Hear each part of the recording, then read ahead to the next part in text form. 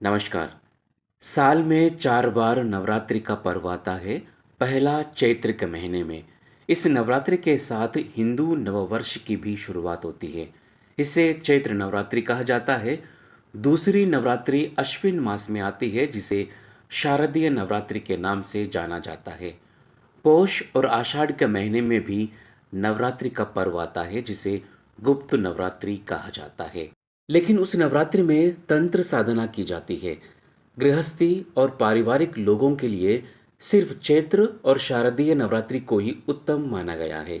दोनों में ही माता रानी के 9 स्वरूपों की पूजा की जाती है। नवरात्रि शुरू हो चुका है। इस मौके पर हम जानेंगे आखिर चैत्र नवरात्रि शारदीय नवरात्रि से अलग कैसे है।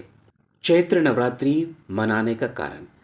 कहा जाता है कि जब धरती पर महिषासुर का आतंक काफी बढ़ गया और देवता भी उसे हरा पाने में असमर्थ हो गए, क्योंकि महिषासुर का वरदान प्राप्त था कि कोई भी देवता या दानव उस पर विजय प्राप्त नहीं कर सकता।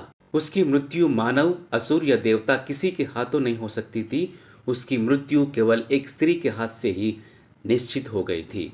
ऐसे में देवताओं ने माता पार्वती को प्रसन्न कर उनसे रक्षा का अनुरोध किया।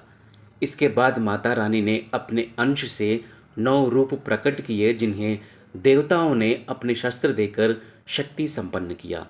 ये क्रम चैत्र के महीने में प्रतिपदा तिथि से शुरू होकर 9 दिनों तक चला। तब से इन 9 दिनों को चैत्र नवरात्रि के तौर पर मनाया जाने लगा। शारदीय नवरात्रि मनाने का कारण।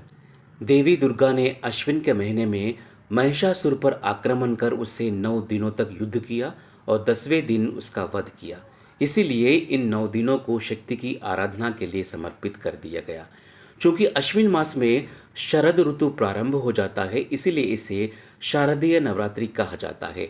शारदीय नवरात्रि के 10वें दिन को विजयदशमी के रूप में मनाया जाता है। चैत्र नवरात्रि के दौरान कठिन साधना और कठिन व्रत का महत्व है, जबकि शारदीय नवरात्रि के दौरान सात्विक साधना, नृत्य, उत्सव आदि का आयोजन किया जाता है।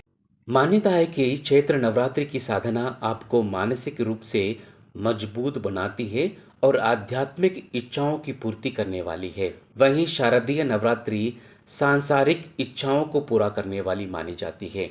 इस वीडियो में इतना ही। फिर मिलेंगे अगले वीडियो में। धन्यवाद।